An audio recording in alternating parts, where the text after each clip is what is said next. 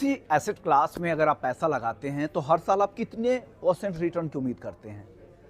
8%, 7%? FD करते हैं, date funds में पैसे लगाते हैं, इक्विटी फंड्स में करते हैं तो डबल डिजिट चाहते हैं, 10-15%, 20% मिला तो बहुत अच्छा रिटर्न है।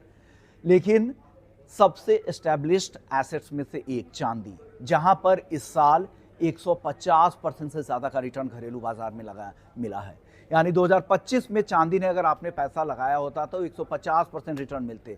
सिर्फ 6 महीने पहले भी अगर आप जून के आसपास भी चांदी में पैसा लगाया होता तो आपके पैसे दोगुने से भी ज़्यादा हो जाते, क्योंकि 105% से ज़्यादा का रिटर्न चांदी ने सिर्फ 6 महीने में दिया है।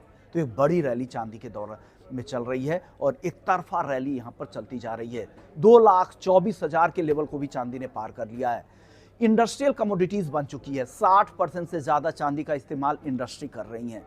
नई नई अलग अलग इंडस्ट्रीज, न्यू एज टेक्नोलॉजीज में इलेक्ट्रिक व्हीकल, इलेक्ट्रॉनिक, चाहे वो पावर प्लांट हो, न्यूक्लियर पावर प्लांट्स हो या फिर डेटा सेंटर हो, ये तमाम ऐसी इंडस्ट्री है जहाँ से डिमांड है। सिल्वर ETF की डिमांड रिकॉर्ड लेवल पे है। कई सारी कंट्रीज़ में यहाँ पर होर्डिंग चल रही है। सप्लाई की मेजर दिक्कतें हैं और 2026 में भी ये सप्लाई कम रहने वाली है।